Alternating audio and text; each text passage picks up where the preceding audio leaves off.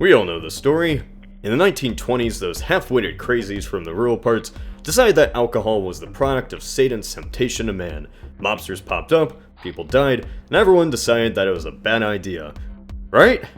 Well, not entirely. Prohibition is one of those moments in American history that is often pointed to as one of the great missteps in the nation's timeline, amongst other things, but it wasn't as clear-cut as it initially seems. So with that, we'll be taking a look at American prohibition of alcohol. Alcohol itself has been a part of culture for a very, very long time.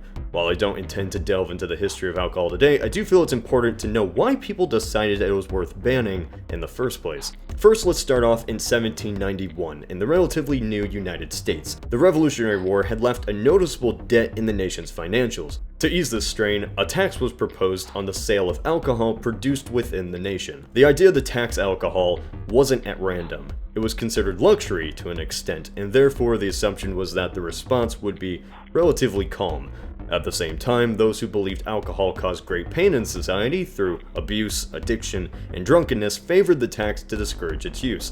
The response to this wasn't quite as calm as originally planned, and thus rebellion, death, and military response formed the core of the Whiskey Rebellion. Again, a story for another day. Alcohol was divisive to many.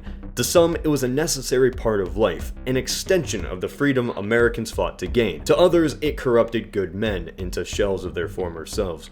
Throughout the years, resistance to alcohol consumption grew. The resistance formed the core of temperance movements that popped up all over the world during the 18th through 20th centuries.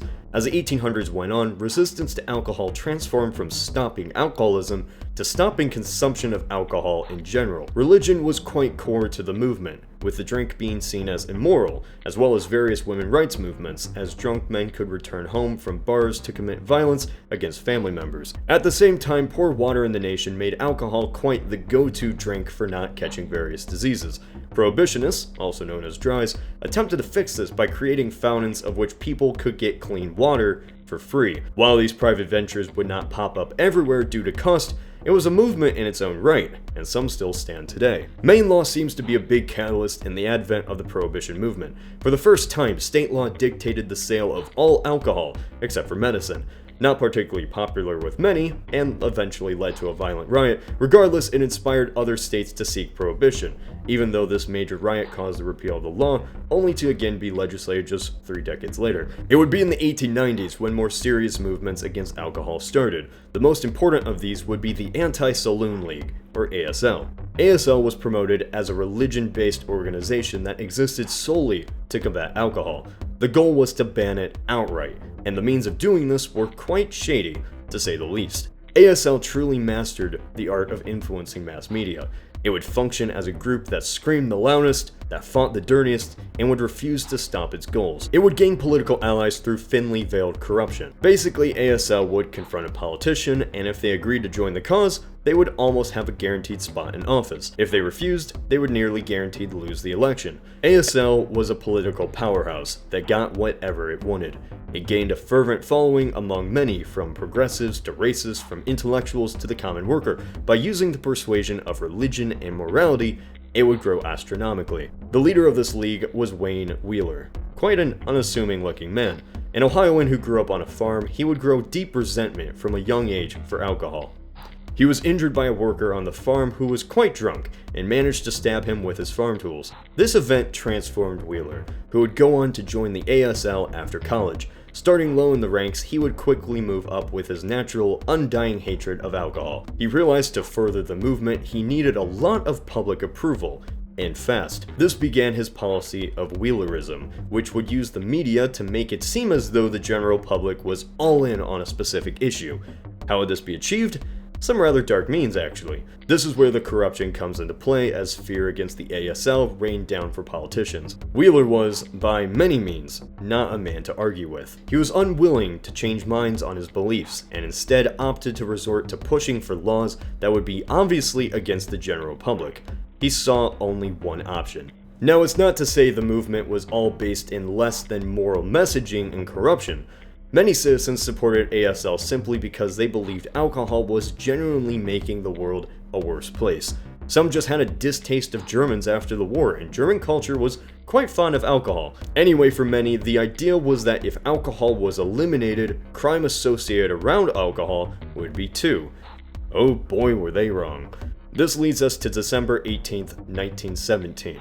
On this day, the 18th Amendment was passed, which banned the creation and sale of alcohol. This did not apply to drinking it, however, so a rather major loophole existed for many. It would also be quite a while before this would be ratified. In the meantime, the Wartime Prohibition Act of 1917 would be passed, banning all alcohol over 2.75%.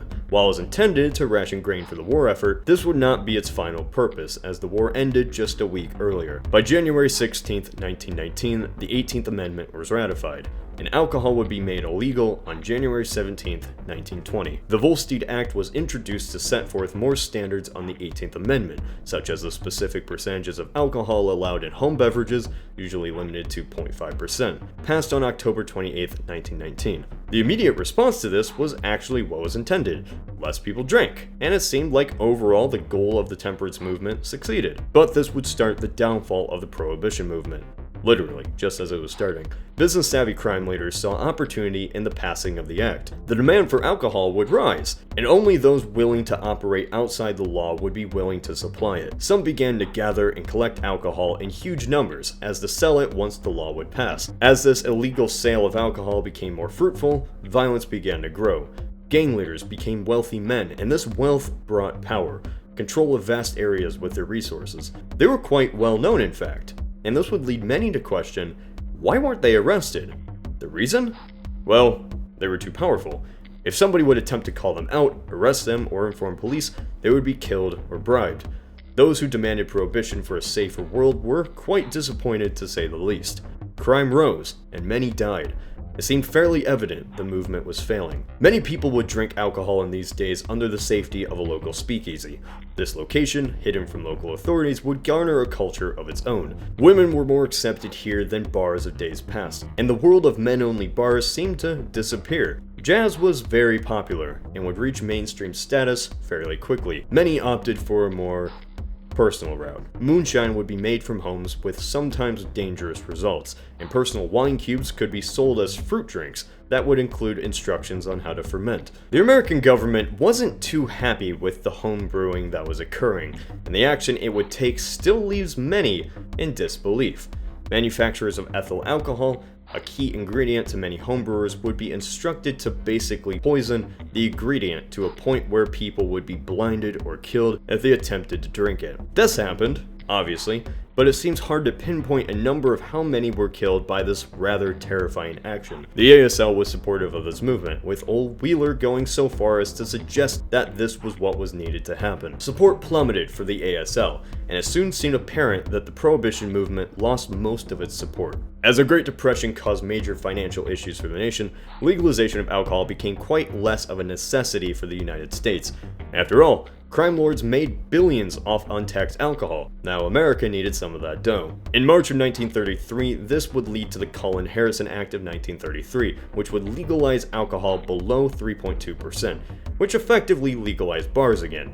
While not truly back to the level of days before Prohibition, it was a start. With this came the 21st Amendment on December 5th, 1933, effectively repealing the 18th. Contrary to some belief, it didn't actually make alcohol legal, it just leaves that up to the state. It removes the status of alcohol being outright illegal to make and sell everywhere in the USA, and states have taken up this opportunity. In many places, it's illegal to sell alcohol in stores on Sundays, and in others, it is much more restrictive. Kansas would make it so alcohol could not be served in a public bar until 1987, and even further, Mississippi still kept the same laws of prohibition until 1966. The effects of prohibition seem a bit abstract today. Obviously, alcohol is sold, and the foundation of many businesses here in the States. Bars function as social hubs for men and women alike, a result of the speakeasy days. Jazz is mainstream. What I'm getting at is the results of prohibition have changed America. How much? Well, let's ask ourselves. What if prohibition never had? Just kidding. Why do you think prohibition failed? Would you like to see more videos like this? Like, comment, and subscribe if you have not done so. This is Cody of Knowledge Hub.